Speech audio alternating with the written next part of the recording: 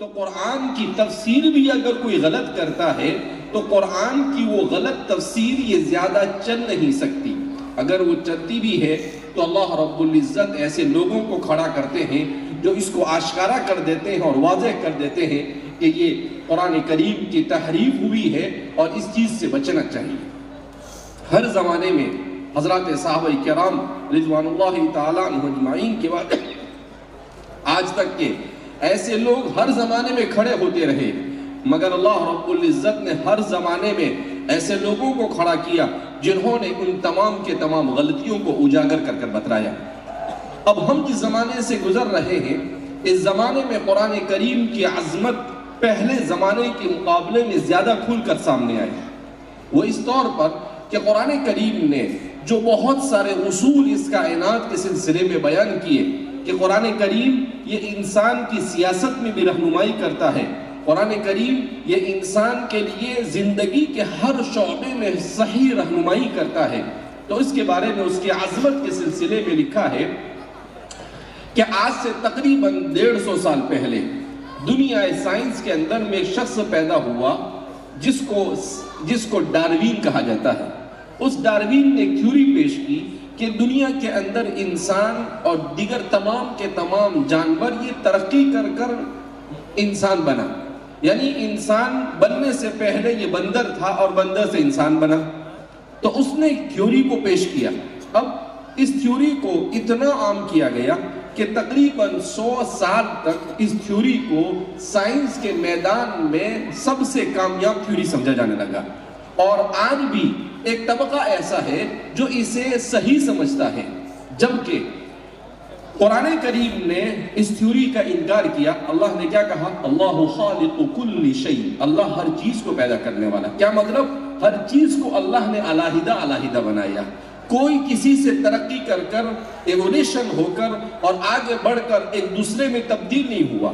تعجب ہے کہ خود سائنسدانوں نے اس بات کا اعتراف کیا کہ اگر ہم اس بات کو مانتے ہیں کہ اس دنیا میں انسان یہ بندر سے ترقی یافتہ ہے یا دنیا میں ہر چیز اور ہر جانور نے ترقی کی ہے، تو فرماتے ہیں یہ غلط ہے.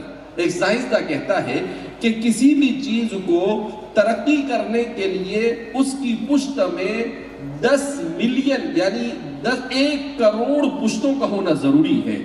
اور دنیا کی عمر کو یہ بیان کرتے ہیں کہ یہ دنیا کی عمر 2000 سال ہے. کہا اس کو جب تھیوری اور ڈاروین کے ساتھ جوڑا جاتا ہے تو صاف طور پر واضح ہو کر سمجھ میں آتا ہے کہ یہ ناممکن ہے کہ اتنے کم عرصے کے اندر میں 2000 ملین سالوں کے اندر میں جانور یہ ترقی کرے. مچھلی اور میڈک سے ترقی کرتے کرتے وہ بندر بنے اور بندر سے وہ انسان بنے. کہا سائنسی اعتبار سے بھی یہ ممکن نہیں ہے. تو پھر ایک دوسرا سائنسداں کھڑا ہوا، اس نے کہا کہ اصل میں ایسا ہو سکتا ہے کہ اچانک کسی ایک جانور سے دوسرا جانور بن جائے. تو تیسرے سائنسداں نے کہا کہ یہ بھی ناممکن ہے.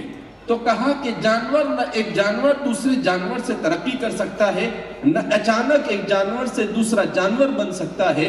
تو پھر کیا ہوا؟ تو کہا کہ آج کی ماڈرن سائنس یہ کہتی ہے کہ ہر چیز کو پیدا کرنے والے نے الگ الگ بنایا. قرآن نے اس کا پہلے ہی اعلان کیا اللہ خالق کل شیء، کہ اللہ نے ہر چیز کو پیدا کیا. اللہ نے گھوڑے کو الگ بنایا، اللہ رب العزت نے انسان کو الگ بنایا، ہر چیز کو الگ الگ بنایا.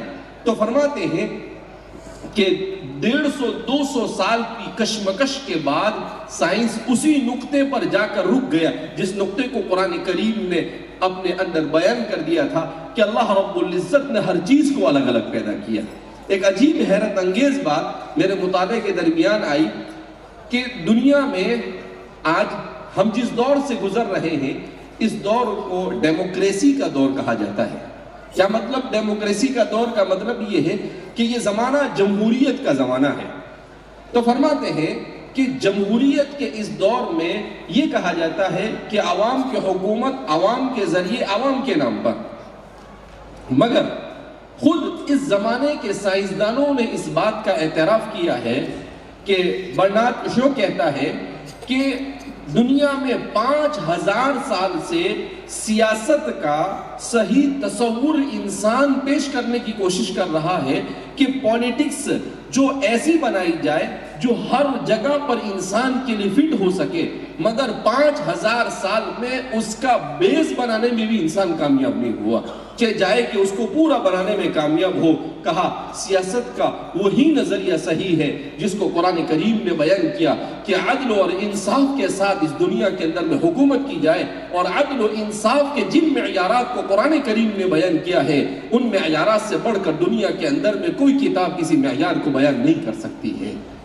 تو آج یعنی سائنس کی بایولوجی کے میدان میں ہو، چاہے پولیٹکس کے میدان میں ہو، کسی بھی میدان کو منتخب کر لو، ہر میدان میں ایک ہی بات ہے کہ سائنسداں اس بات کے کہنے پر مجبور ہو چکے ہیں کہ اللہ کی اس کتاب کے علاوہ انسان کی زندگی کے ہر موڑ پر اور کوئی چیز ہدایت کے لائق نہیں ہو سکتی ہے۔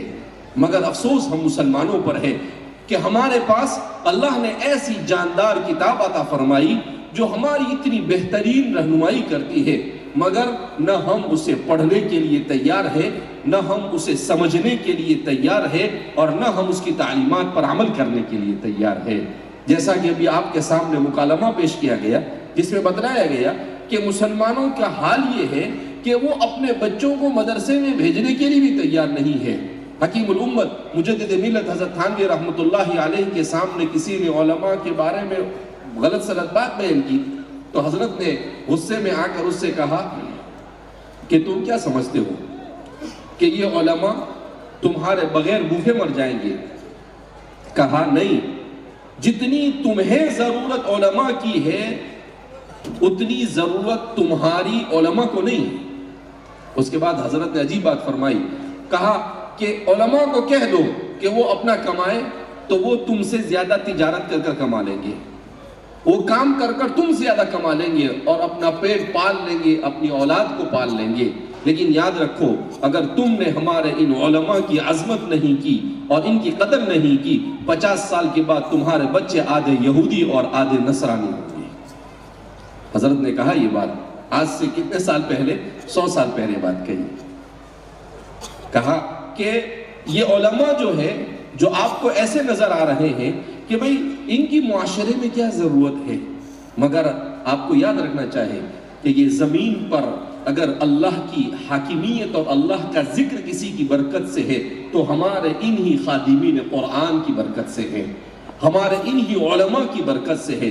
ورنہ حدیث پاک میں خود اللہ کے رسول صلی اللہ علیہ وسلم نے ارشاد فرمایا کہ جب روئے زمین پر کوئی اللہ کا نام لینے والا باقی نہیں رہے گا تو اللہ کہے گا اب اس دنیا کی ضرورت نہیں، اسے فنا کر دیا جائے، ختم کر دیا جائے۔